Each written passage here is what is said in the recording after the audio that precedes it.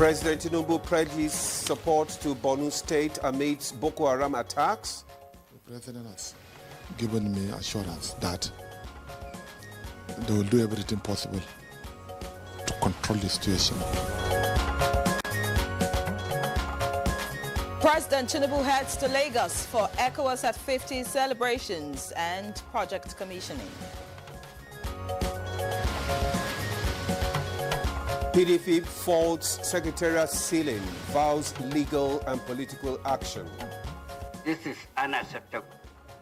We condemn it, and we will make sure that they will have us to contend.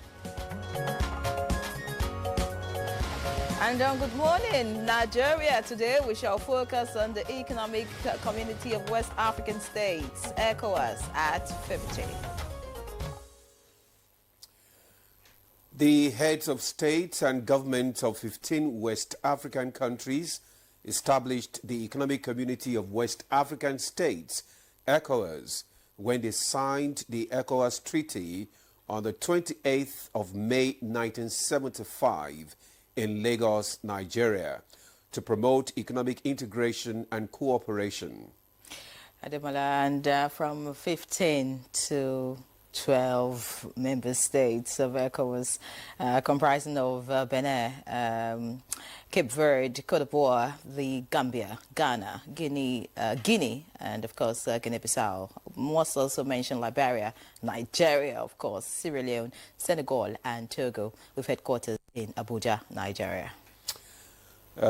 You're right, Yere. ECOWAS was set up to foster the ideal of collective self-sufficiency for its member states. As a trading union, it is also meant to create a single large trading bloc through economic cooperation. Key fundamentals of ECOWAS principles include equality and interdependence of member states, solidarity and collective self-reliance, and non-aggression between member states. ECOWAS' vision is a borderless region where the population has access to its abundant resources and is able to exploit them through the creation of opportunities under a sustainable environment. In addition, raise the living standard of its people, enhance economic stability, and foster relations. Sadly, on 28th January 2024, Niger, Mali, and Burkina Faso issued a statement announcing their immediate withdrawal from ECOWAS to form a new regional bloc called the Sahel States. As ECOWAS roll out the drums to celebrate its 50th anniversary, the regional body has every reason to celebrate its evolvement from a modest economic cooperation framework into a dynamic and multifaceted regional bloc. I am Ademola Adeoye. Welcome to Good Morning, Nigeria. Are you sure ECOWAS has so many reasons to celebrate? Well, there is. Okay, we'll find out and see, some of the shortcomings in the last 50 years. I'm Yanri John. Thank you for joining us right here on the network service of the NTA. We're live at our headquarters in Abuja. This is Africa's largest TV network, and like we always say, you can't beat the rich.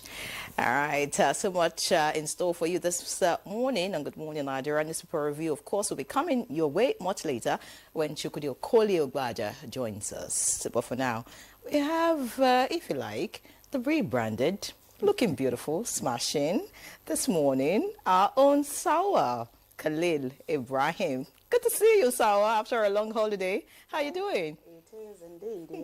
Many thanks. Thank you.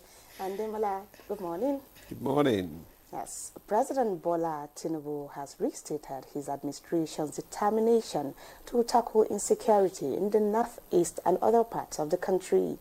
This commitment was underscored during a crucial meeting with Governor Babagana Zulum of Borno State, who briefed the president on the recent surge in Boko Haram attacks in the region. Governor Zulum, who had just visited the affected communities, expressed optimism that the federal government's current strategic decisions will effectively curb the resurgence of insurgency. In response, President Tinubu reaffirmed his directive to security chiefs to deepen collaboration with state government, ensuring a unified approach to tackling the crisis. He assured Governor Zulum of sustained federal support to halt terrorist advances and restore stability in the region. That they will do everything possible to control the situation, and I believe the federal government will do something. Still from the seat of power, the president has shifted base to Lagos for key regional and developmental engagements. President Bola Ahmed Tinubu has departed for Lagos, where he will lead celebrations marking the 50th anniversary of ECOWAS and commission key national infrastructure project. As the region commemorates this milestone, the president's participation underscores Nigeria's commitment to regional integration and development. The president is expected to deliver a keynote address at the main event and participate in other high-profile engagements in the city, including the commissioning of the Lagos-Calabar Coastal Highway Section 1 and the Lekki Deep-Sea ports. Meanwhile, the political atmosphere in Abuja is tense as the main opposition party speaks out on recent developments at its headquarters. The People's Democratic Party is describing the sealing of its national secretariat as an undemocratic act that it intends to challenge legally and politically. This formed part of resolutions from the PDP National Caucus meeting held in Abuja. Party leaders condemn what they call the infringement on democratic space, emphasizing the need to protect institutional independence. The caucus resolved to engage relevant authorities and seek redress through all lawful means. The party maintains that political opposition must be respected in any thriving democracy. To contend.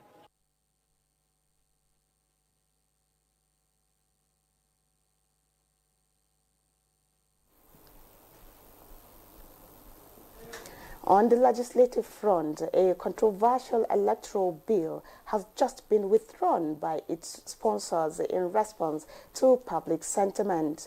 Speaking of the Speaker of the House of Representatives, Abbas Tajuddin, has withdrawn the controversial compulsory voting bill after consultations with key stakeholders. The bill, which had passed a second reading, sought to amend the Electoral Act to make voting mandatory.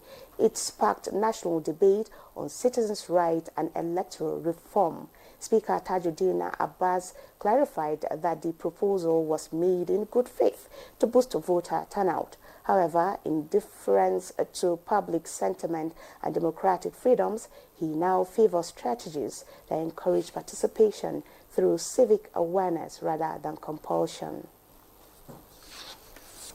And from the legislation to policy reforms, Nigeria's Vice President is pushing for stronger institutional structures to drive effective governance. Vice President Kashim Shettima is calling for sweeping institutional reforms to address Nigeria's persistent policy implementation challenges. He made the call during the presentation of the draft National Public Policy Development and Management Framework by the Special Advisor to the President on Policy and Coordination, Hadiza Bala Usman. The Vice President said effective governance must be anchored on structured policies and frameworks. The proposed framework is expected to improve coherence and coordination across ministries, departments, and agencies. As strong institutions. And now to a spiritual reminder for Muslims. Nigeria's religious leaders have made a significant announcement ahead of the Hajj season. Muslims across Nigeria have been urged to look out for the crescent of Dhul Hijjah 1446 after Hijrah on Tuesday, 27th May, marking the beginning of the Hajj season. The Sultan of Sokoto and President General of the Nigerian Supreme Council for Islamic Affairs, Muhammad Sa'ad Abubakar, issued the directive through a statement by the chairman of the Advisory Committee on Religious Affairs, Professor Sambo Wali Junaidu. Muslims are to report any sightings to their nearest traditional leaders for onward communication to the Sultan. The crescent appearance signifies the approach of Eid al-Adha and the annual pilgrimage rite in Islam. And these are the news highlights. Good Morning Nigeria continues with Ademola Anyanri after this time out.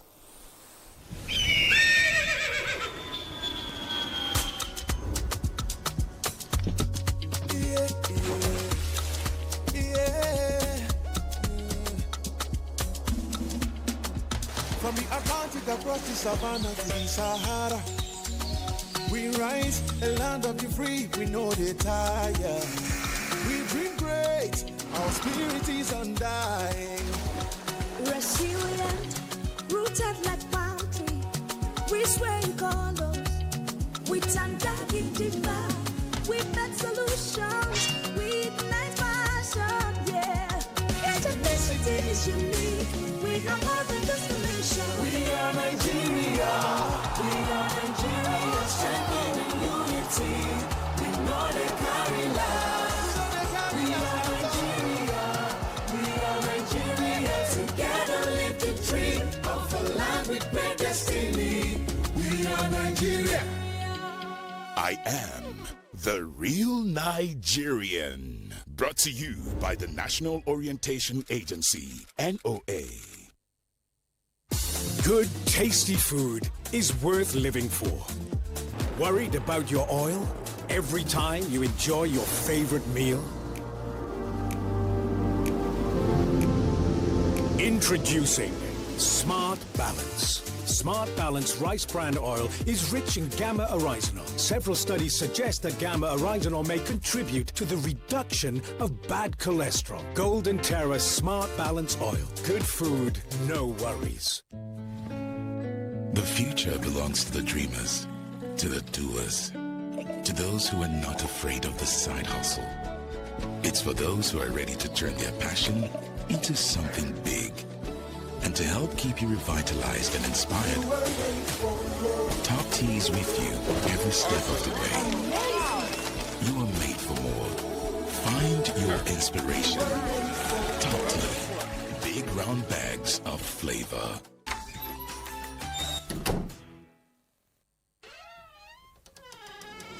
Emeka, you come into my home and you see me and my family enjoying our golden morn, and you still proceed to talk about business. Emma, it is very, very serious. Yes, so there is serious news. Introducing the new Golden Morn 3-in-1 with milk already inside for your creamy, nutritious enjoyment.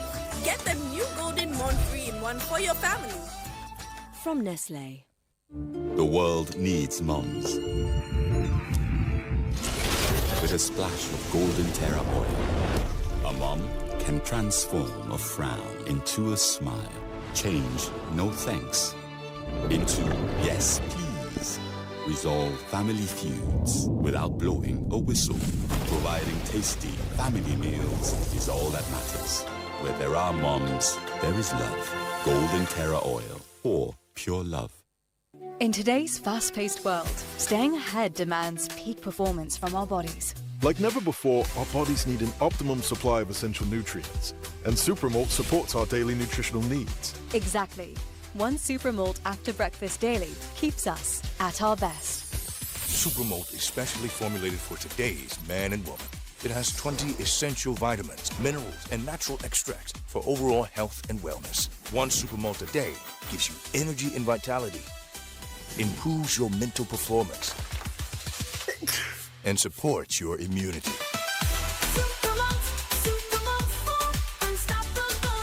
Fueling your vitality the whole day through. Embrace each challenge with renewed might.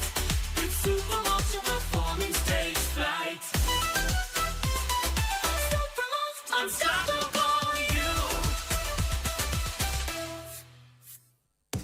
say learning is fun, but as a mom, I see how demanding it can be for my child.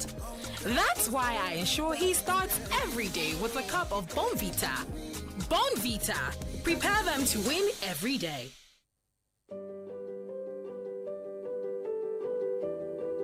Have you heard the news? The federal government of Nigeria, through its direct benefit transfer program, has started the disbursement of 75,000 naira per household in 3 installments of 25,000, 25,000, 25,000 naira. Each recipient must have a validated national identification number, NIN, to receive the payment on behalf of their household members. To benefit, your household must be in the National Social Register of Poor and Vulnerable Households in Nigeria. The federal government's direct benefit transfer program is helping to reduce the effect of suffering while promoting financial and economic inclusion for the poor and vulnerable population in Nigeria.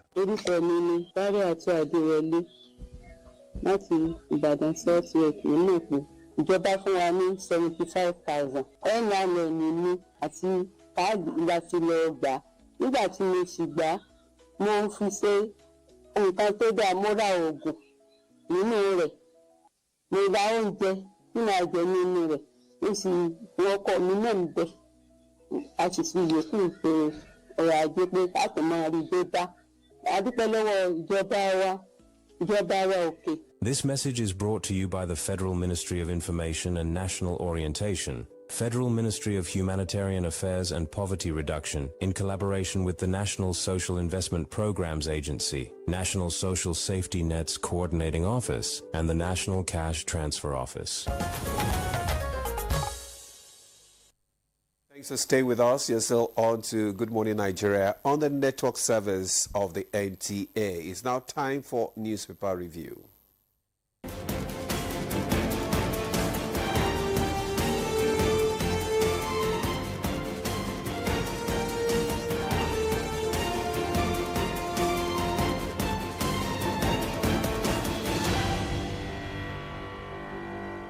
We have Chukwudi Okolie-Ogbaja with us again this Tuesday, and it's a pleasure to have him.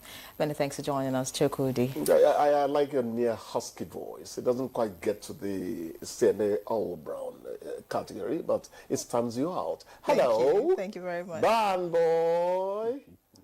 You're pressing us with band A, because me and Jumaide band Z. Demo. You're welcome. How you doing? Good morning. All right, let's see what the papers have this morning. We'll begin with the Daily Times newspaper. The Daily Times leads with Tinubu intervenes, grants 14-day reprieve to FCT ground rent defaulters. All right, and that's on page 2. Above the masthead, Saudi authorities bar Sheikh Gumi from 2025 Hajj, the port's cleric, back to Nigeria. That's an interesting read. Page 2 will guide you. PDP NEC meeting uncertain as party condemns sealing of secretariat.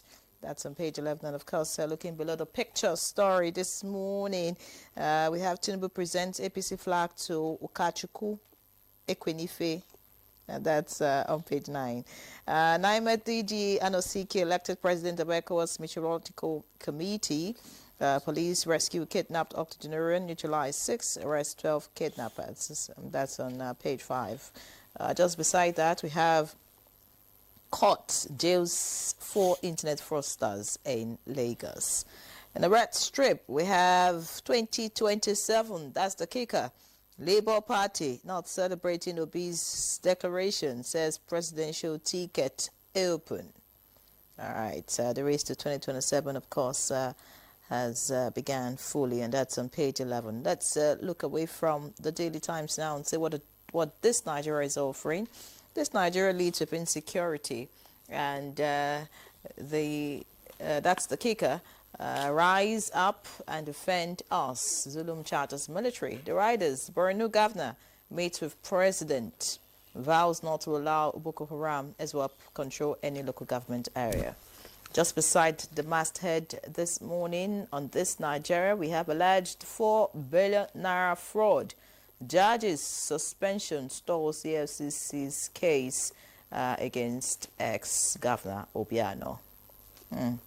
All right, beside the picture story, we have ground rent in the intervenes. FCT gives a 14-day extension to the porters. Below that, of course, the story of the deportation of an Islamic cleric is also here. Talking about the Islamic cleric, that's Gumi. And the reason cited here says political views. That's on page 6. All right. Below the picture story, we have reps withdraw compulsory voting bill. Speaker Abbas says the withdrawal was made following extensive consultations with a broad spectrum of stakeholders. And that's all of that is on page 6. All right. So, Demola, what do you have? Yeah, I have the leadership newspaper with me here. And just above that nameplate, Tinubu ordered leaders to mark ECOWA's 50th anniversary. Details on page 19. 2027, no automatic ticket for you, LP tells Obi. Details can be gotten from page 4. Then we have Nigeria target $7 million daily revenue from fertilizer exports. Details of that story can be found on page 7. Then we have ground rent. Tinubu stops takeover of PDP headquarters. 4,793 orders. Details can be found on page 7 as well. Suspected suicide bomber killed in Abuja explosion. How military stopped terrorist. 2 persons sustained injury from 6 suicide bomber. Situation under control. Army, police commence forensic analysis. Details of that headline story can be found on page 4. Speaker Abbas withdraws compulsory voting bill. Details on page 4. Why Saudi deported me. Sheikh Gumi. Details on page 17. Zulum vows to resist insurgents' takeover of local governments.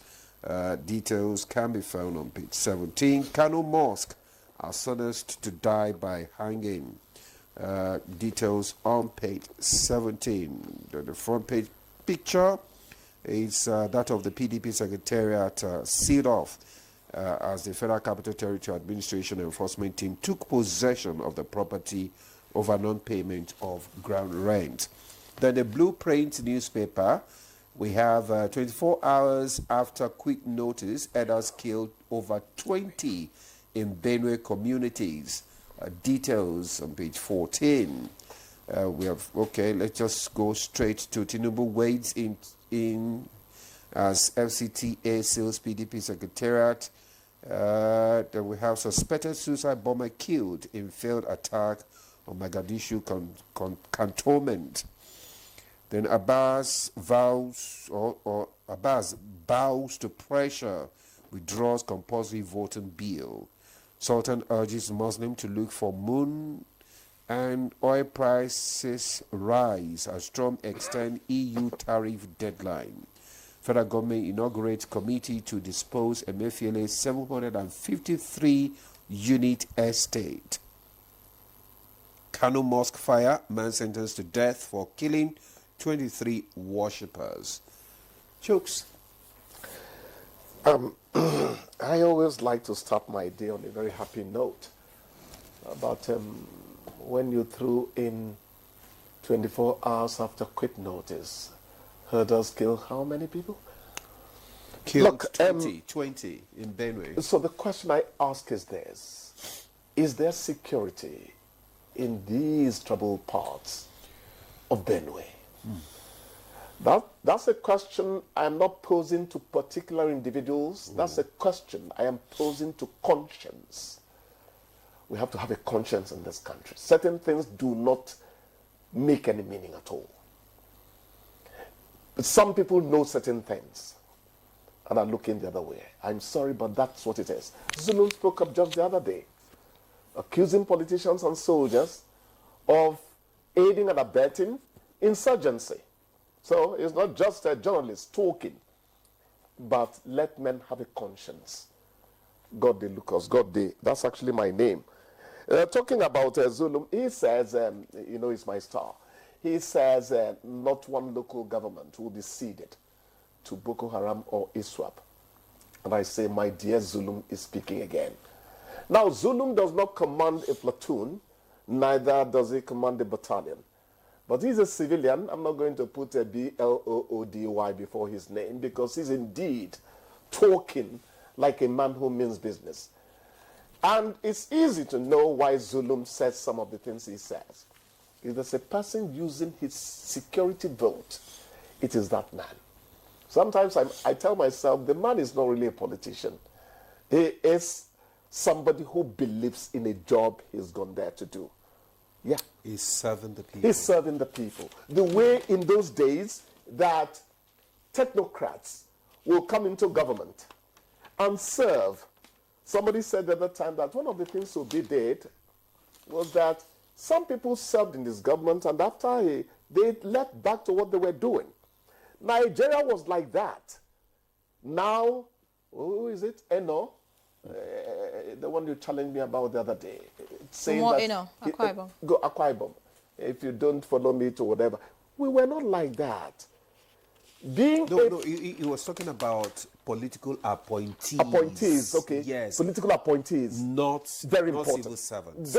No. Political appointees. That's what he said. We are still he's saying the same thing. Yes. There are appointees in those days that were apolitical, yet they worked with politicians. Very important that we make that point. Everybody must not become partisan because they want to serve their people. You will be banishing good men from governance unwittingly. Let us think about certain things we say and do. Zulum is a star anytime. May God bless him as he vows that no local government area will be taken. Amen. Yes, he's a great man. Pray for him. Yes. Amen. Well, this suspected suicide bomber killed in the Abuja explosion. Yeah, and you say, no, not again. After the Nyanya incident, after the Christmas Day bombing and all that, you want to say no. For two good reasons. The first one is because life is involved. That's the first reason. The second one is that you cannot afford a situation where an investment-seeking nation allows its capital to be embarrassed by such explosions. That does not bring the investor in. But the most important thing is save lives. That's why one feels so bad. What is happening in Borno, what is happening in Plateau, what is happening in Benue and the rest of it. These are our fellow Nigerians. In the seeming comfort of Abuja, we keep on reading about carnage on our brothers in the hinterland, brothers and sisters. That's not fair. It is just not right. Yes. Are you posing anything, or do I just bring in more from my own? Go ahead. Yeah. Good. You didn't read this. Okay, you did. Saudi Arabia says Gumi is not going to perform the Hajj, in spite of the fact that he's been cleared and all that. Now, one of the things, because I am one of those who believe in demystifying the things that Nigerians, out of ignorance, mystify.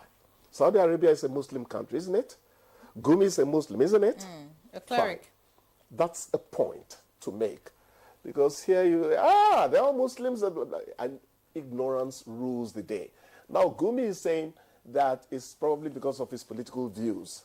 Gumi does say certain things that make you, say, oh, really? And you want to say, maybe disagree or agree with him.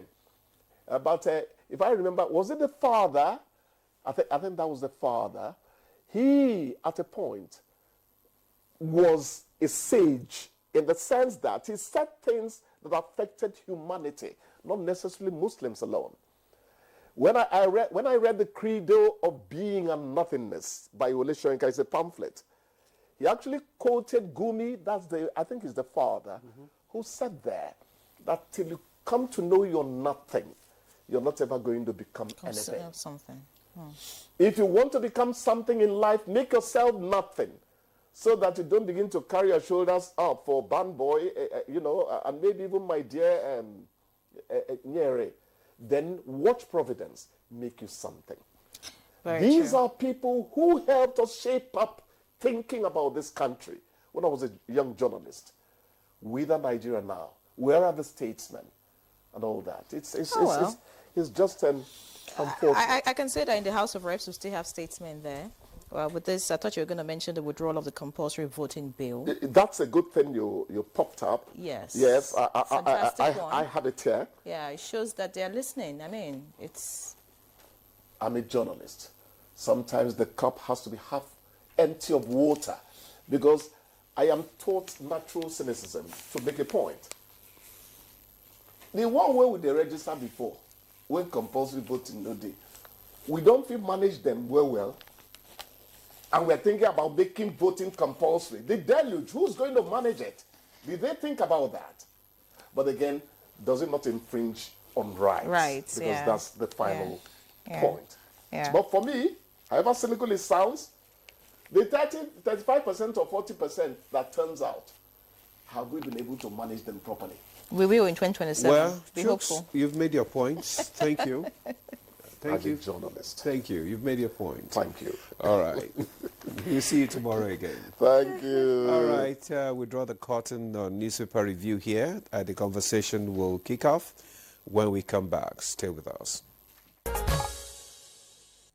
Thanks for staying with us. You are still watching Good Morning Nigeria on the network service of the NTA. Just before we bring in our guest for our conversation on ECOWAS at 50, let's take this background report by Ibrahim Dan Hamidu. 50 years ago, the winds of hope swept through West Africa. On May 28, 1975, the leaders of 15 countries signed the Lagos Treaty, birthing the Economic Community of West African States, ECOWAS, with a bold vision to unite the region through trade, cooperation, and collective prosperity. Today, ECOWAS stands as a 12-member bloc headquartered in Abuja, Nigeria. After Mali, Burkina Faso, and Niger, once key members, withdrew to form a new alliance. Yet, despite internal shocks, the ECOWAS mission remains intact. Economic integration, peace, and the ideal of a borderless region where people and goods move freely. The core principles of ECOWAS, which are equality, non-aggression, interdependence, and solidarity, have underpinned its work, from regional infrastructure to free movement protocols, and even peacekeeping interventions in times of conflict. Over the decades, ECOWAS has grown from just a trading bloc into a dynamic political force, responding to coups, championing democracy, and pushing for stability. Its vision, 2050, is ambitious: a peaceful, prosperous, and inclusive West Africa driven by its own people. But challenges linger: political unrest, insecurity, and now, internal fragmentation test its strength. As the regional body marks its Golden Jubilee, experts in regional integration, diplomacy, and ECOWAS affairs are asking, what next? Can ECOWAS reinvent itself for the next 50 years? That's the big conversation this morning, and it starts right here on Good Morning Nigeria. Many thanks, Ibrahim Dan Hamidu, for that background report on ECOWAS at 50. Now time to get into the conversation, and we have seated with us right here in the studio to discuss this topic, ECOWAS at 50. First, let me introduce Professor Jibril Ibrahim, a senior fellow, Center for Democracy and Development. Many thanks for joining us, Prof. Thank you. All right, also here is Mr. Kapep Dabagat. He's a civil society expert and international affairs analyst. Many thanks, Mr. Dabagat, for being our guest again today. Thank you for having me. Also joining us via Zoom from Lagos is Ambassador Abdel Fattah Musa. Is the Commissioner for Political Affairs, Peace and Security. Ambassador, you're welcome to Good Morning Nigeria. Yeah, thank you for having me. Right. Thank you, sir. Okay, we can just kickstart our conversation by finding out from Professor Jibril Ibrahim. Let's look at the objectives for setting up the ECOWAS in 1975. Do you think the objective actually has been met? Well, the main objective was the economic integration of the entire West African zone, so that we change the reality of our international trade being oriented externally to out of Africa. In a sense, that hasn't been met, and it's still an ongoing challenge that ECOWAS has been working on. And with the recent decision of the African Union to generalize this objective to the entire continent, there's a new impetus in that direction.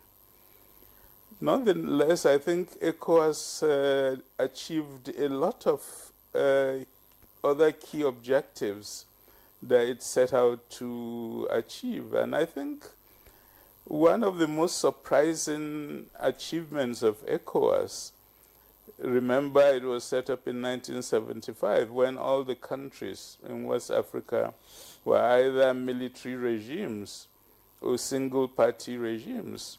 But ECOWAS was able to change its normative system completely, promote democracy, and up till 2-3 years ago, the entire West African countries were running democratic systems. So I think that's one key achievement that ECOWAS had. But over that period, I think ECOWAS had been a shining light in terms of regional integration. It was the first regional organization in Africa to introduce the idea of free movement of goods and persons, and is still the leading one in that regard. We West Africans could travel to any of the countries in the region, set up businesses, settle without problems at all. And I think that's a very important achievement of ECOWAS. But I think at the political level too, ECOWAS has been very successful in terms of addressing the numerous conflicts that had affected the region. The intervention of ECOWAS in countries such as Liberia, Sierra Leone, Cote d'Ivoire were very important in bringing peace back to those countries that were torn by civil war. And I think the whole peace architecture of ECOWAS have been extremely successful in orienting West African countries away from conflict towards peaceful coexistence and conflict prevention. And I think these achievements are really important. We still have conflict in the zone, but we do now have a better capacity to address these conflicts that arise. All right, many thanks, Prof, for your opening comments. Let's get to Mr. Dabagat now. Many people would disagree with Prof as to, whether ECOWAS has met its objectives or not. Of course, it would be very easy, for those against ECOWAS to quickly say, what about the 3 African states that have withdrawn, from it? But in your own perspective, how would you say ECOWAS has fared in the past 50 years? Well, I may not be very different from Prof.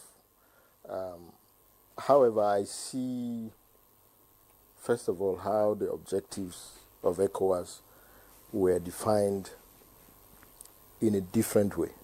I see that the different objectives of ECOWAS, how we can couch it now, signifies an organization that raises up to face challenges. First of all, from the onset, it was economic integration, which brought the different countries together. In 1981, the treaty, the Lagos Plan of Action, brought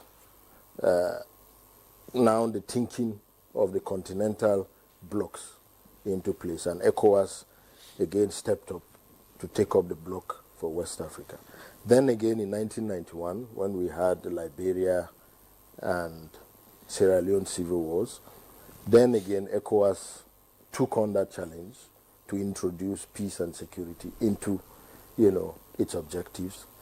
And now we have another challenge, which is the exit of the 3 Sahelian countries, which, for me, I don't see it as a complete exit. Perhaps it's just for the time being. It may just be a declaration of some sort of dispute. So, in a nutshell, I see ECOWAS as an evolving organization. Yes, there are a lot of areas where ECOWAS needs to step up, But by and large, I wouldn't say it has achieved. I would rather say it has made some level of progress, but a lot more needs to be done. For example, the ECOWAS, when you say ECOWAS, the idea is to see this as one institution, right? But first of all, you look at ECOWAS and you see it's a collection of institutions that really, to a very large extent, the effectiveness of that institutional arrangement calls to question. We have what looks like an executive, a judiciary, and a legislature. We have,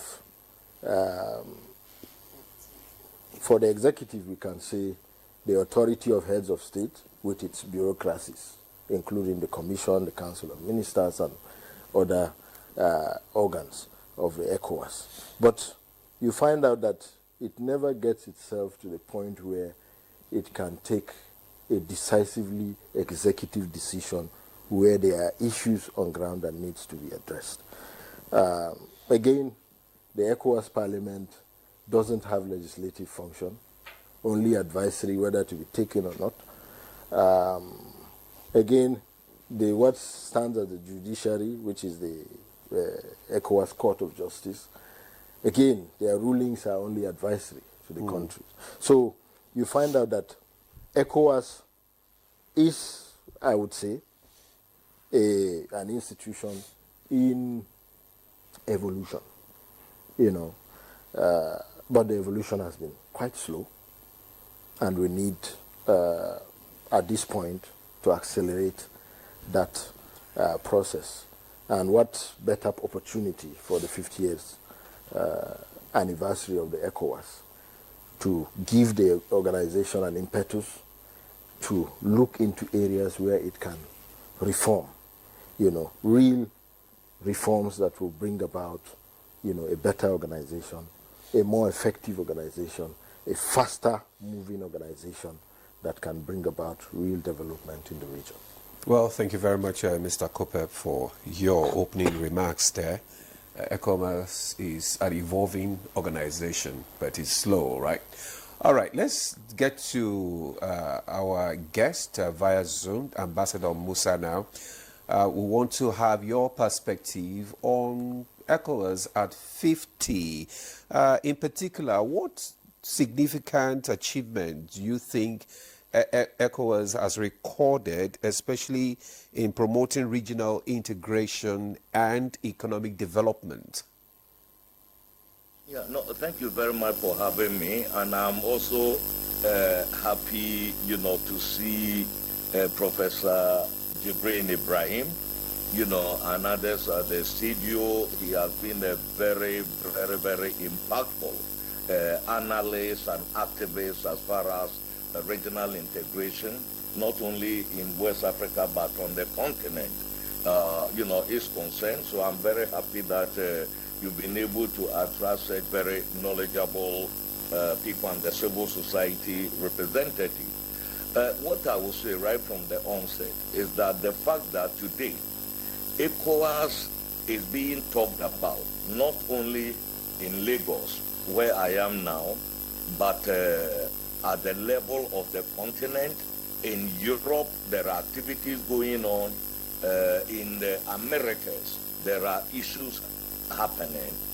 Tells you one thing, that ECOWAS as a brand has been a global peace setter as far as regional integration is concerned.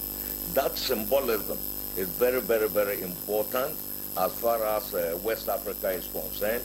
We have established the brand. And like all institutions, whether the UN, the African Union and others, there will be bumps on the road, right? But ECOWAS has achieved a lot. The fact that they are talking about it today, everybody is talking about it today, is a sign of that.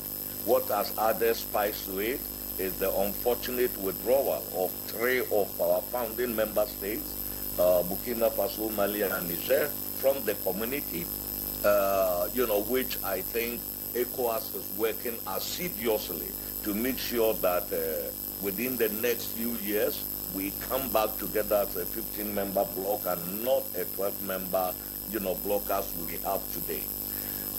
If you are talking about achievement, I think Professor Jibrin and the other speaker have already highlighted the key, areas of it. What we want in Africa is a community of citizens.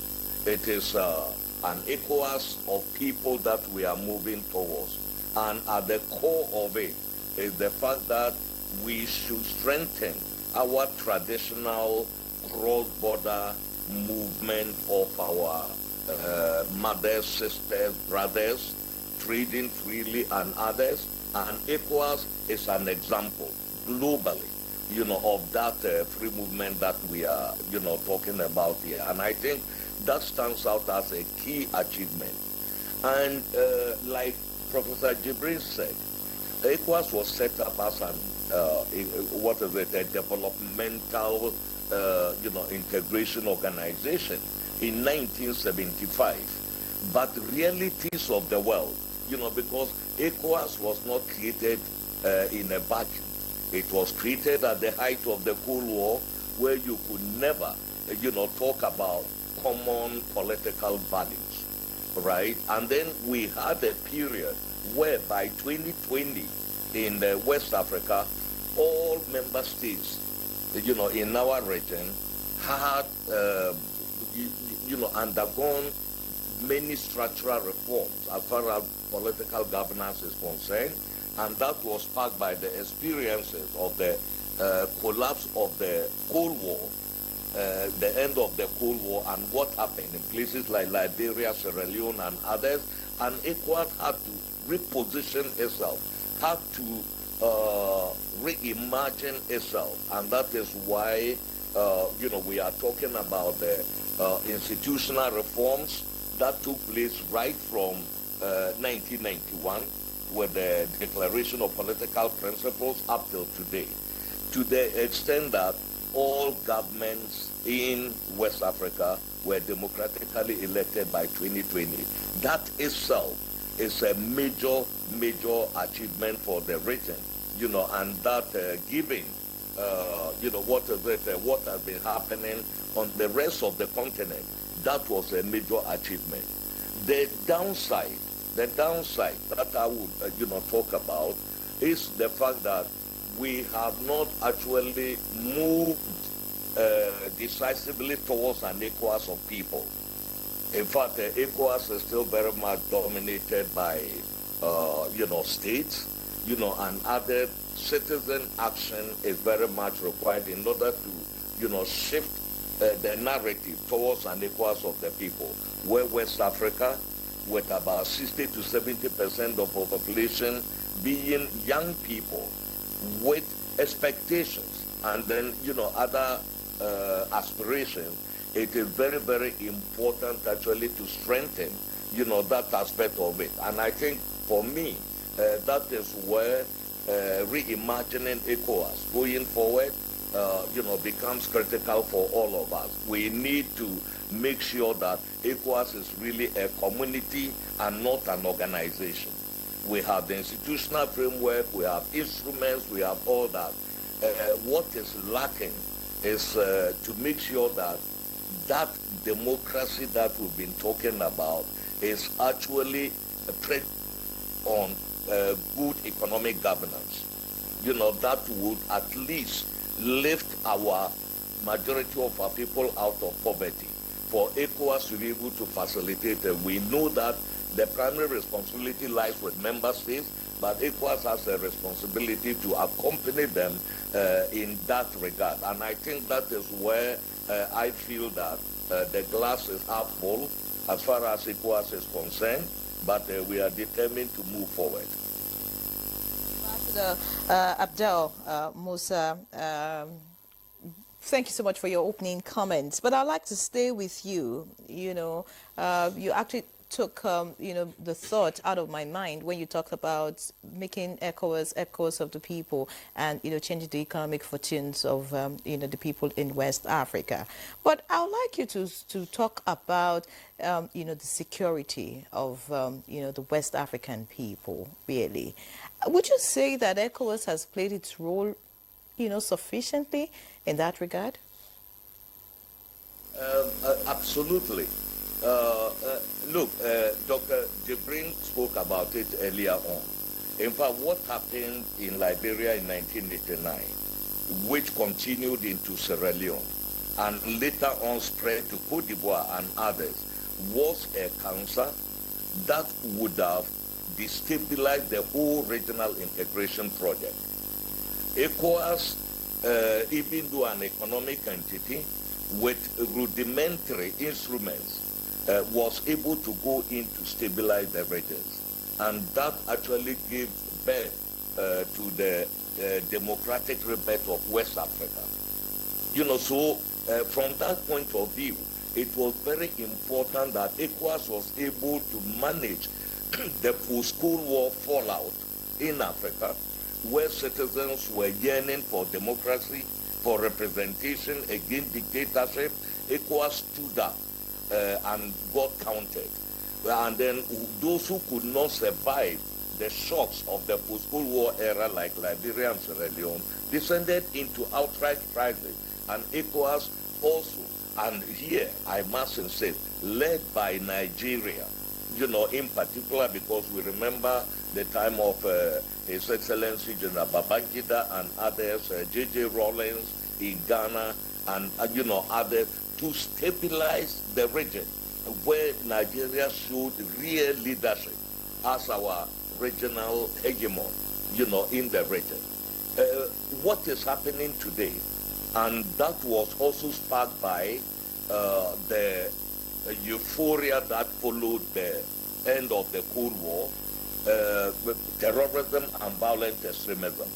That is what is defining the security environment of West Africa today. Terrorism, nobody can say that we have actually defeated terrorism. Terrorism has been there as a tactic for centuries. But what is happening in Africa, where terrorist organizations actually aim to occupy territory, overthrow governments, and then impose their perverted version of Islam on people, and that has been the defining ethos of terrorism as we see it, whether it is the Boko Haram and its affiliates, whether it is Jenim in parts of West Africa, or the Islamic State in the Greater Sahara and others. This is the common thread. Control of resources. They have a military, they have all that. This is an asymmetric warfare where there is no, really any calculus that will tell you that we have come to the end of insecurity. But what I would say is that ECOWAS is actively looking at this, and one of the key agendas of ECOWAS going into the 51st year is to activate the ECOWAS standby force in its counter-terrorism mode in order to work closely with our brothers and sisters in the 3 countries that have withdrawn. Do not make a mistake. The epicenter of terrorism is in the Sahel. And the withdrawal of these 3 member states have made it doubly difficult in order to confront terrorism as an existential threat to the whole region. So efforts have been made, including a recent meeting in Bamako between the ECOWAS president and the three foreign ministers of the three countries that listen, we do need to have a very hard split, and that terrorism threatens all of us. And it is very important that we develop modalities for cross-border collaboration in order to deal with it. Because today we see terrorism also threatening the coastal countries in the region. So that conversation is going on, and efforts are being made to activate the forces necessary to raise the counter-terrorism, fight to the jihadists, in the Sahel. So this is also where we are going, towards it. So in terms of security, yes, there was a major achievement in the 90s and all that allowed West Africa to survive as an entity. And then today we are confronted with another challenge, and that is terrorism and violent extremism. And we are working very, seriously to make sure that we do not allow terrorism to define the region. Ambassador, for your extensive view on how ECOWAS is combating, terrorism in the region. Let's come back to the studio now, Prof. I still want you to talk about this issue of, security threats in the region, because it's really very worrisome, probably because of the borderless border that we have, across the region. What lesson has, learned from the past peacekeeping efforts, of the ECOWAS that can be applied, to this present situation that we are confronted with now? I think a lot of people prefer to make the argument that these terrorists are coming from across the border. It's lazy thinking and has no basis. In fact, there are two factors that generate terrorism in our region. One is internal factors around alienation of parts of the national population related to the relationship between these alienated individuals and the state in which they belong to. The second factor is the international dimension, because there's an international franchise on jihadism, and that franchise has had a very high capacity to engage in both propaganda to convince people and recruitment of people into its rank to get into action. In Nigeria, we've had this problem for a long time, and we know how Boko Haram started. Our own scholars have studied its origins. The crisis about the negligence of the youth in Borno State at the time, and how certain people started reacting to bad governance, and how these people were subsequently influenced by international jihadis, that this is the path you can take to achieve this important political objective. So I think this complex situation, we need an approach in which each country in the region needs to improve its own governance, satisfy the welfare of its own citizens, so that they will be comfortable with their own states and be good citizens who carry out their duties and obligations towards the state. That's really extremely important. That's what Ambassador said, making ECOWAS the government of the people. Exactly. It's really a key governance challenge. I think the second element of this thing is really educating people that their religion does not tell them to kill people who have done nothing to them, who have not done any wrong, who have not harmed them in any way. No religion allows that.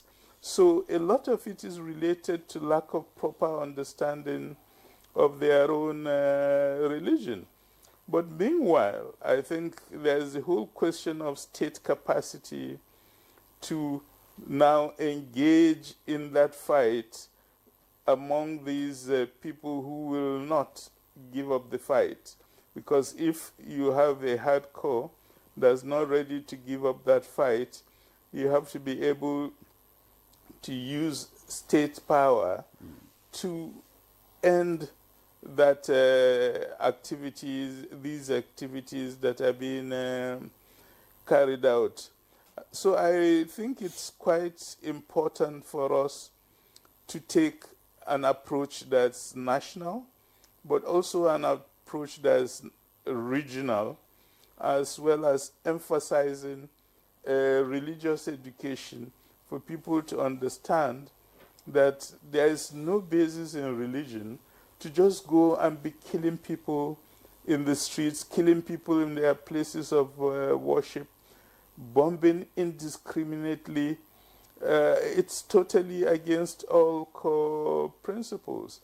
And I think I'm quite glad with what Ambassador Musa was saying about the continued attempts by ECOWAS to engage these three countries that left the organization in January to maintain relationships, because there's a sense in which the greatest risk for West Africa is for these terrorist forces to take over these countries. You take a country like Burkina Faso, a significant percentage of Burkina territory is under the control of terrorists.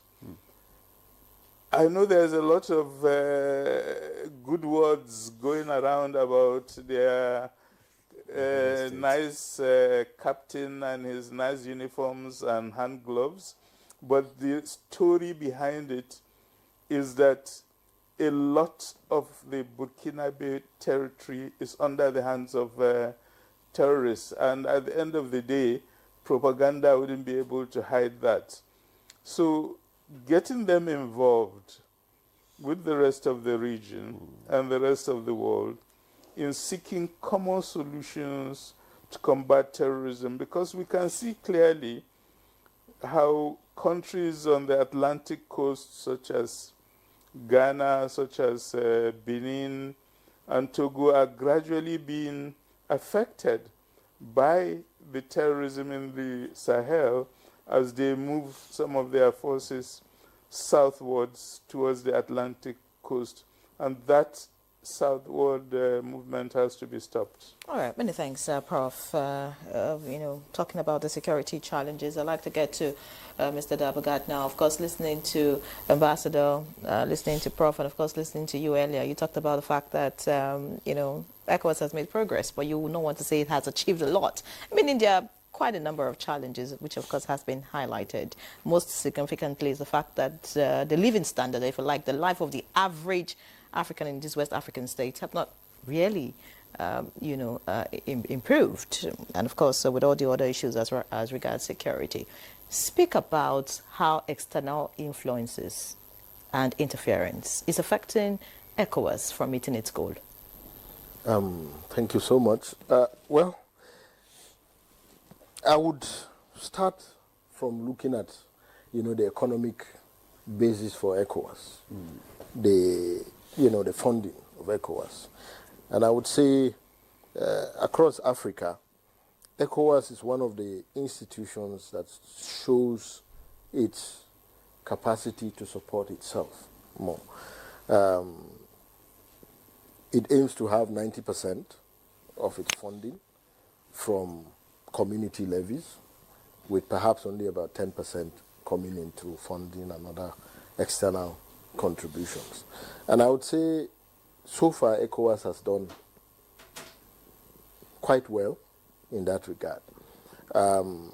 So in terms of external influences, I wouldn't want to say it is a major factor, but throwing back to the, again, exit of the 3 countries, one of the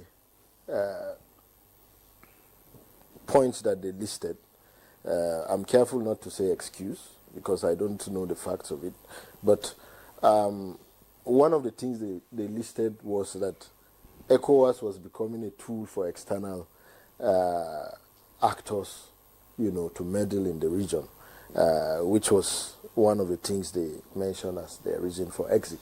So I think more needs to be done in terms of looking into that, but having that as a reason itself should have ECOWAS thinking deep within to reflect on its mechanism, to see how it can, be much more situated within the interests of its people. And I've been very happy to have had ECOWAS talk about moving from an ECOWAS of states to an ECOWAS of people. And this has been a narrative that ECOWAS has raised, I think, since 2011. But the extent to which that has been committed to is also called to question. Why? Because there was a study that I came across last year about the perception of ECOWAS citizens as regards what ECOWAS means to them in life. And that study concluded that,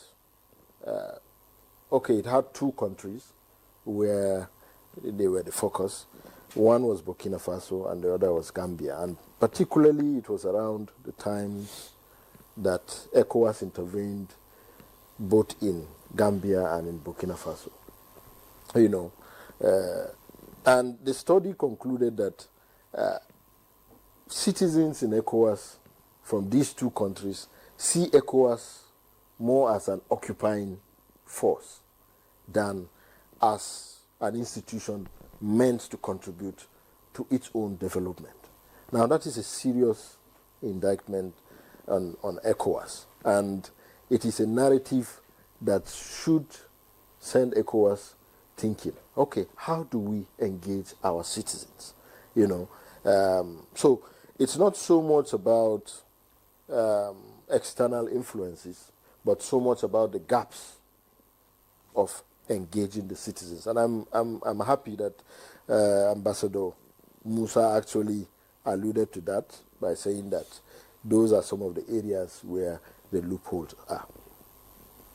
All right, many thanks, Mr. Gabagat. You want to okay, I was just going to say that, besides the citizenship issue, let's look at the issue of trade and investment now. Looking at the trade liberalization scheme, along the corridor. How has ECOWAS been able to facilitate trade, amongst its member states, especially investments amongst its member, and what have been the benefits? Thank you. I think that, and I would want to cast my mind back to the opening statement that your colleague made about ECOWAS not really improving the economic lot of the people. I wouldn't want to agree with that. I would say when you compare issues of GDP and most especially issues of living standards across the countries, that has improved compared to 1975. When it started. Yes, when it started. Let's say in Mali, for example, the per capita income was 59 thereabout dollars, but fast forward to now, it's $689. But if you want to compare with other regional blocks, would you say ECOWAS has tried? Well, for me, I'm talking about the real issues within the region, and I wouldn't want to compare with others. But, that's why initially I was cautious to say ECOWAS has made some progress. But, the ECOWAS trade liberalization scheme has actually helped, to grow the GDP of these countries. But again, linking GDP with the standard of living is also another thing, because GDP growth does not necessarily translate into, real quality of life for people. It's talking more or less about the export, about the value of what the country produces. So I feel that has happened, and to some extent, the lives of the people has been a little bit better, but there are a lot of gaps, There are a lot of gaps in terms of how, for example, we take care of informal trade across the region.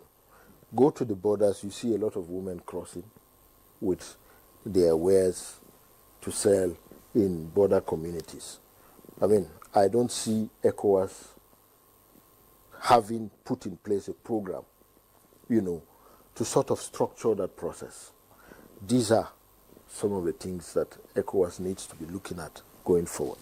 Again, we see that our borders are very porous, so our countries cannot really be able to, have control over the trade, be able to set off tariffs, be able to, generate the required revenue that is required from there. That is one area.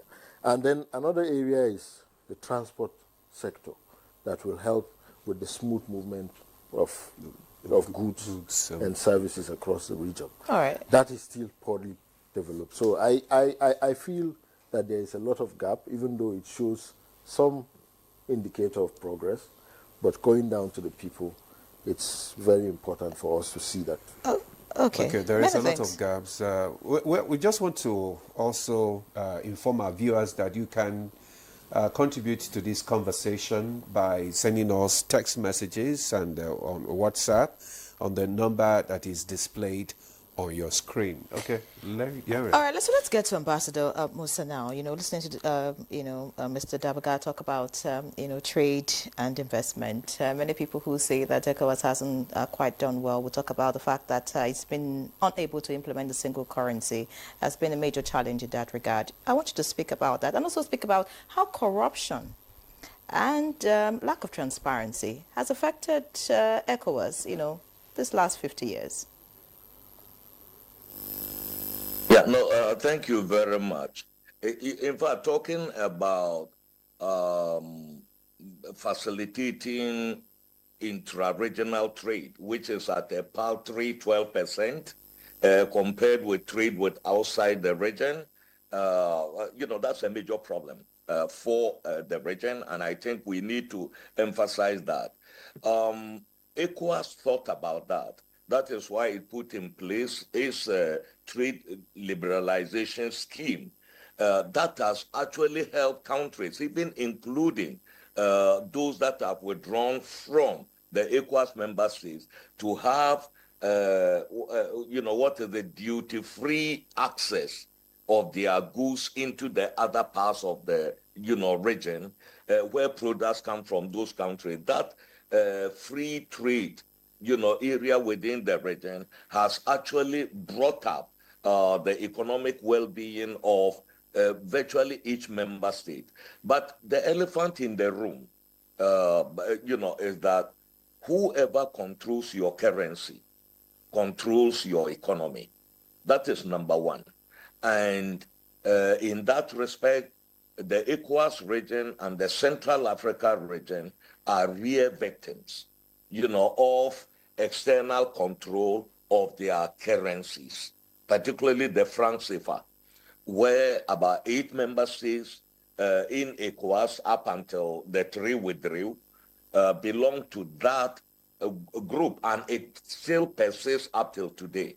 And I will say that it has been one of the impediments to bringing, into reality the single, the common currency for West Africa, that is the ECO.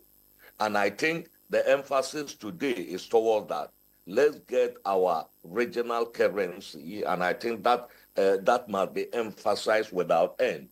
That without that, it's going to be a major, major problem. The other factor, which I would mention, is retarding the progress of Africa is that despite our multiple partnerships, that has happened. And today, with multipolarity, it is even more serious. Yes, you are not even talking about the Western countries. You are not talking about Russia, China, and the BRICS. You are talking about even small Middle Eastern Gulf states like Qatar, Kuwait, and others also becoming new colonizers of our economy. And within Africa itself, the tangle between Morocco and Algeria is also impacting the region's ability to really integrate economically. That is what we have today with multipolarity. It is actually the Cold War on steroids that we see in West Africa today. And we need to reposition ourselves to re-establish partnerships that are win-win. And at the base of that is that West Africa must add value to its products. We still remain the producers of raw materials, which at the end of the production chain, the value chain, West Africa gets less than 7% of the raw material, value when it is already processed. The rest goes to those who are in the, on the other side of the value chain who do not produce the raw material. So industrialization is key as far as West Africa is concerned. And if we do not move that, taking advantage of the Africa Continental Free Trade Area, the ECOWAS Trade Liberalization Scheme, fortunately, the AfCFTA, the Africa Continental Free Trade Area, its headquarters in West Africa here. So we have to take advantage of that and also take advantage of multipolarity. We should not see multipolarity as a negative alone. There are positive sides. How do we benefit from it so that we move from the partnership based on production of and transfer of war machines, military equipment, to industrial equipment. All right. Thank you very much, Ambassador Musa. Sorry, we just need to bring in another guest in our studio in Lagos. That is talking about Ambassador Musa Nuhu, Nigeria's permanent representative to ECOWAS. Ambassador Nuhu, good morning and welcome to Good Morning Nigeria.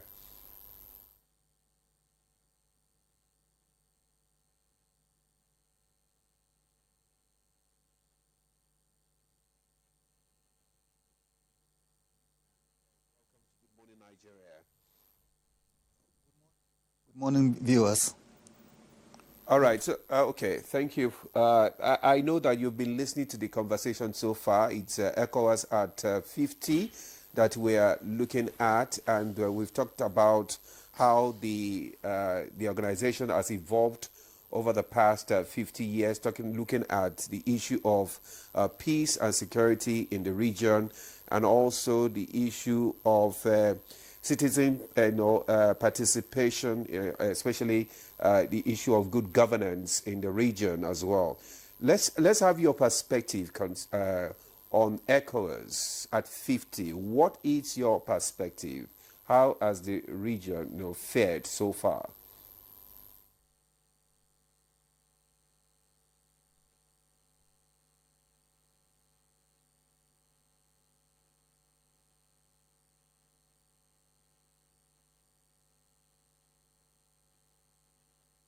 Thank you very much. I missed the first part of your question, but on my perspective, I want to mention that so far, so good. ECOWAS, as a regional bloc, no doubt had witnessed some challenges, but as a regional economic community, West African countries have really did well in terms of deepening integration between our member states. If you look at the composition of West Africa, having a group of Anglophone countries with different background and working system, having Francophone and the Lusophone, all of us with different kinds of orientations, different kind of system of governance, but putting our differences aside to work together as a community, that no doubt is a big plus to the community. When you look at also what the organization has achieved so far, I'm sure the Commissioner Political Affairs, Peace and Security that has spoken before me must have made mention of so many achievements which the organization was able to achieve in the first 50 years regarding setting of institutions and mechanisms to entrench democracy in the region, response to peace and security. But when you look at other sectors, such as the issue of trade, the issue of investment, free movement of goods and services, the organization, no doubt, has responded to the needs of the citizens when it comes to the issue of free movement of goods and services. I think when you compared ECOWAS region with the other 5 regs in the region, where the West African sub-region was the first to be able to come up with a protocol on free movement. And with that, we have a visa-free regime whereby our citizens move freely into all the 15 countries, not only to enter those countries, but they also enjoy the right of establishment, whereby all citizens of West Africa have that right to live legally, legitimately in our member state. So with that, there is facilitation of people-to-people contact, whereby our citizens engage each other. And with that, we have the ECOWAS Trade Liberalization Scheme, which is called the ETLS. The ETLS allow all companies that are registered under that scheme, West African companies, to sell their goods in our member state without paying any levy, custom duty, or what have you. And so far, we have over 5,000 companies registered under that scheme, with over 50,000 products that are registered. So we are not doing bad. Yes, of course, there are challenges, I know, even on that, because of challenges of issues like the infrastructure or what have you. But the companies that registered under that scheme are really utilizing it to have more market within the region. It's a big market, a huge market of about 450 million citizens. Now, when you look at the other sectors, ECOWAS is an organization that virtually deals with all sectoral issues, be it health, be it education, be it communication, be it infrastructure.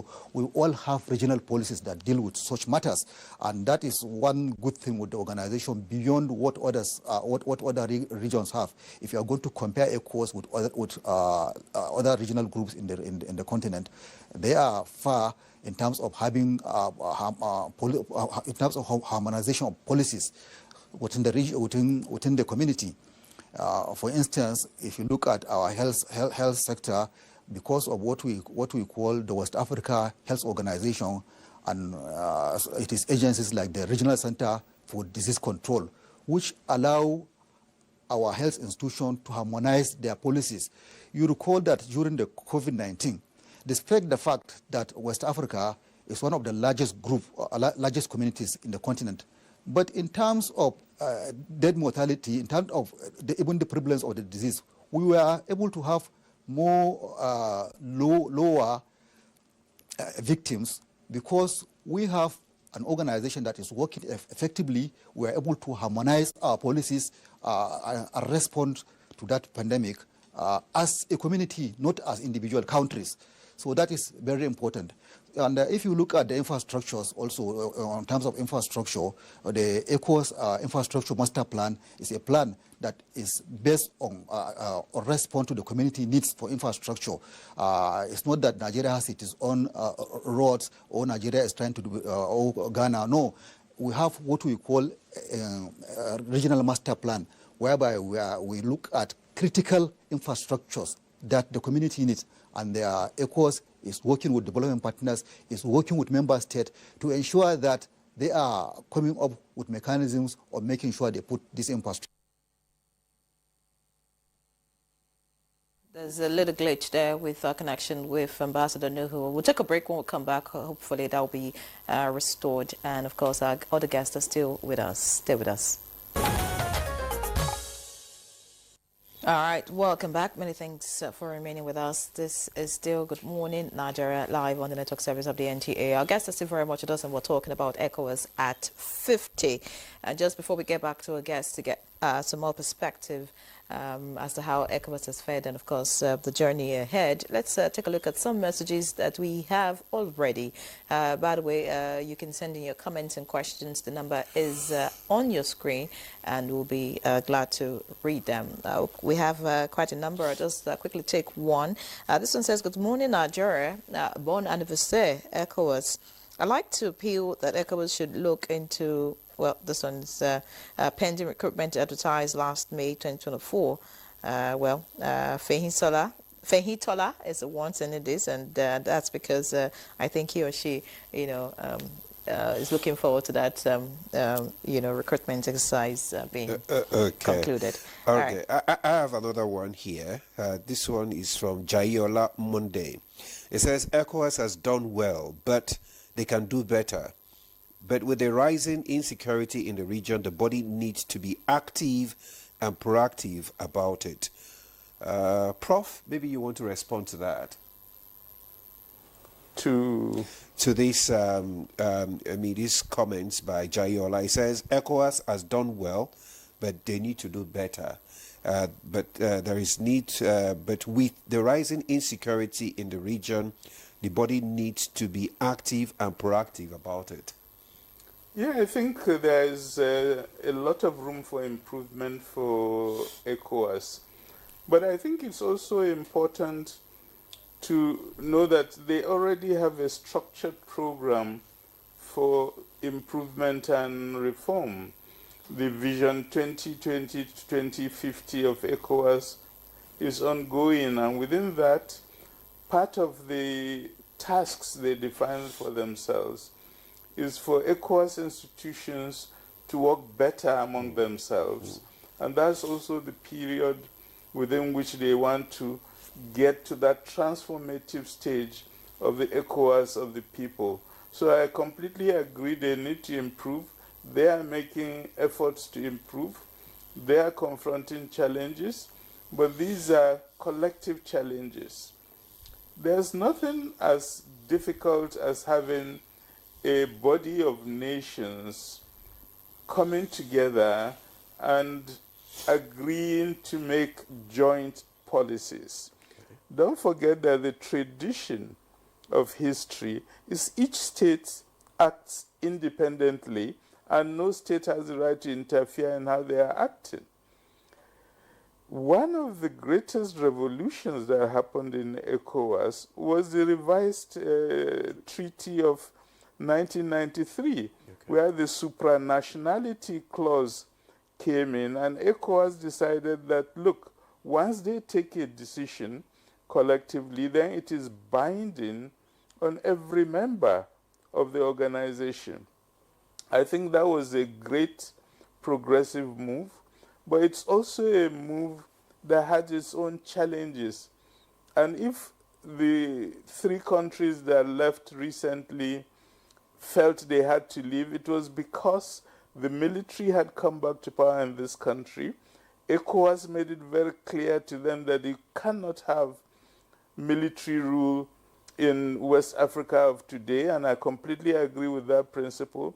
And if the cost of challenging these countries to leave the normative system established by ECOWAS is for them to leave the organization, so be it. It's good that there are still efforts to try to reintegrate them back into the fold, and I think that's very possible. But the challenge is those military regimes must accept to return to the principles of multi-party democracy, because the ECOWAS of tomorrow, the ECOWAS of the people, must also be a democratic ECOWAS. You cannot have an ECOWAS of the people if authoritarianism remains your major political principle. All right, many thanks, Prof. I'd like to get to Ambassador Musa now. We should be looking at, ways to deal with the challenges that ECOWAS has faced in the last 50 years and, how it intends to forge ahead. But I'd like to ask you, Ambassador Musa, what role you think globalization has played in the success, or if you like, the failures of ECOWAS in the last 50 years? Thank you. Globalization is a phenomenon that nobody can escape. That is the first point that I would have to, make. And I think the revolution in technology, actually has benefited everybody. It has brought people closer together. And I would want to briefly refer to what Ambassador Nuhu, the Nigeria permanent representative, said, which is quite significant. That, look, if you go to the Southern Africa region, SADC, the South African Development Community, almost all the countries are Anglophone. You go to Central Africa region, the vast majority are Francophone, with one small Spanish and then another, country. West Africa is a mosaic of the entire colonial experience of Africa. We have, if you take even Togo and Benin, they have some German antecedents before even the French came in. Then you have Lusophones, you have Anglophones, you have Francophones. And what ECOWAS has been trying to do is to transform all this into Afrophone. And that is a major, major achievement, also from the whole issue of globalization. Globalization has got its positive, aspects for the region. The downside of it is that the negative aspects of, say, technology and others also influence Africa in a way not, which is far worse than other countries just because of the low level of development. So if you have AI, artificial intelligence, coming here, and then terrorists are today flying drones in our regions and others, and, who are even becoming more powerful than the national armies and things like that. These are all the downside of globalization that we are talking about here. But the fact is that globalization also produces choices. That is the issue. And today's multipolarity, that is why Africa must go for win-win situations. How do we take advantage of what is happening, to make sure we move from the drawers of water and the hewers of wood to also producing the finished article for other markets. And that is where the future lies. And that is where our young people, who are a demographic dividend with 60-70%, if we do not transform the economy, taking advantage of what the global processes have given us, we will move from a demographic, sort of dividend to a demographic nightmare in the region. And that is what we need to evade today. And that is where ECOWAS is striving, to make sure that we position ourselves, reimagine our region in terms of all this. And that is what is contained in the essence of the Summit of the Future that ECOWAS is trying to, is organize a bottom-up approach of citizens' voices as to how all the axes of integration should actually be repositioned in order to meet the demands of today's world. So this is where we are going, and we hope, that with citizen support, with, company, we are very happy in West Africa that Dangote refineries today can be one of the biggest refineries in the world. It is a plus for Africa. These are the positive things we need to multiply, taking advantage of what the global environment has, actually the opportunities that they provide. while minimizing the negative consequences of globalization. Well, thank you very much, Ambassador Musa. We should take advantage of our demographic size. Okay, let's move to Lagos studio, where we still have Ambassador Nuhu. And moving forward now, as we begin to wind out this conversation, what do you think should be the priority of ECOWAS, I mean, in the next years to come, maybe another 50 years? What should be the priorities of ECOWAS?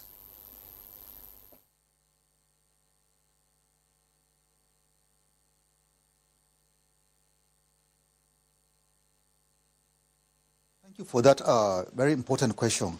Well, ECOWAS already have a plan. They have a vision, objectives, which the organization is aspiring to achieve under a very good document, Vision 2050. And for me, perhaps the issue of peace and security is very important, because whatever the region wants to achieve, unless we have a very stable West African region, it will be difficult. So the priority of the organization must get toward ensuring that we have a very peaceful and stabilized West Africa. And on that, the region was able to evolve an action plan, a regional action plan on fight against terrorism and other related insecurity issues. That plan is very comprehensive with 8 components that are very useful. Once implemented, they will be able to address most of these challenges of insecurity. And related to that, the head of state have taken a decision on how the organization will be able to transform it is what we call the regional peacekeeping operations that we usually have before, but now it's going to be transformed on fight against insecurity instead of only using it on peacekeeping. And the ESF is now going to be mobilized on fight against terrorism. So with that, we'll be able to collectively participate in addressing this issue, because there must be collaboration between the member states. No nation have the ability to fight terrorism alone. There must be that collaboration, especially because of the fact that these terrorists are highly mobile. Once they strike into one country, they move into the other. So there must be this effective collaboration between the member states. And the ECO standby force, once activated, will be able to respond to that. And one good issue also on that is we now try to take the initiative, take ownership of the process, and the head of state have directed for the ministers of finance to come up with mechanism. How do we be able to generate funds within, so that the region will take ownership of that operation, which is very key. Unlike before, which we rely more from funds from partners, which sometimes they don't come, and along the way, even if the region started such operations, they will have issues of funding. But now we are looking inwards to see how funds can be generated. Again, when you come to issues of economy-related issues, with the African Continental Free Trade, which is coming on, which has now, the implementation have started, what we have in the ECOWAS, that is the ETLS, is even more deeper than the CFTA. So it's just to key in what the continent have, and with that, already ECOWAS have the same common external tariff, because we have the CET, which is almost all the member states have key into it. So we'll be into the CFTA as a bloc, and trying to also address some of the challenges and ensure that the private sector of the region are playing key role when it comes to economic integration. So this is very important. The private sector need to be given all the necessary ingredients to ensure that our governments are responding to their needs so that they will key into the regional integration and play active role. Also, the women, youth, and children, they have to be involved. And I like what the commissioner who is with us today, Ambassador Fatah Musa, is very keen on for ECOWAS to have. It is what they call ECOSOC, the ECOWAS social cultural council, which once it comes in, the civil society, all the youth groups will now have, all the people will be carried along on our regional integration issues, which is very important. And once that come in, people will have a say in whatever programs, activities the organization is carrying out. That is very important. All right, many thanks, Ambassador Nuhu. The future is looking bright for ECOWAS, from what you have said. And before we round up the conversation, I would like Professor right here in the studio to tell us the best practices that he thinks ECOWAS should adopt, from other regional organizations to improve its effectiveness. But that's when we're about rounding off. Right now, we'll quickly take a look at some messages that we have, from our viewers. There's one here that says ECOWAS has to entrench self-liberalization from neocolonialism, especially by World Bank and IMF. Post-colonialism in the region by France and the current baits by China and the Middle East giants. Emirates, Saudi also calls for deeper reprisal. ECOWAS can industrialize by integrated plans harnessing our rich natural and human resources. I think you have a message from Liberia? Yes, I have 4 messages here. This one is ECOWAS has the potential to lead West Africa into a more stable and prosperous future, but only if it acts decisively, inclusively, and long-term vision. Now, this one says, good morning, ECOWAS, please. I'm Dr. Michael Etim Okon. Our drivers are complaining about driving license, that is in ECOWAS. The only one they are using from Nigeria to Gambia, Togo, and Burkina Faso are being rejected. We need international driving license, not driving permit. Thanks. And please let our leaders do something about Nigeria. We are passing through stress before we get to our destination in French countries. And this one says, ECOWAS has the potential to lead West Africa into a more stable and prosperous future, but only if it acts decisively, inclusively, and with long-term vision. That's Husseini Abdurrahman, founder of Soft Fusion Tech. And this one is from Sierra Leone. He said, good morning, my name is Maurice Sise from Liberia, precisely Monrovia. Okay, Miss Monrovia. He said, ECOWAS countries should long understand that the West are not in our interest developmentally. It's time we wake up. I have never experienced 1 month stable electricity as a young man growing. Our leaders should now get away with fear of death. Let ECOWAS wake up, man. Unfortunately, we don't have too much time. So I don't know if you can knock off the response in about a minute. Yeah, I think maybe the key point I want to make is a change of attitude in terms of implementing policy objectives we've set for ourselves. One example, West Africa started talking about single currency before European Union. European Union has implemented its own long ago. We are still discussing how we'll do our own. Let's make sure in the next 2 years, as the current plan states, that we do have a common currency, which will help with our original objective of economic integration, because once we have a common currency, then you promote trade much more easily among all your countries.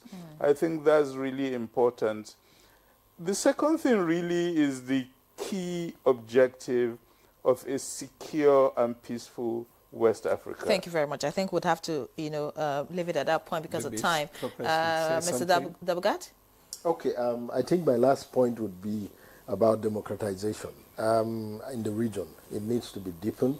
Currently, I would say in my own words that we have civilian regimes, but the democratization is not deep enough. We have corruption, and democracy does not deliver the necessary development dividends. So, All right, Ambassador Musa, it would be good to hear from you. 10 seconds.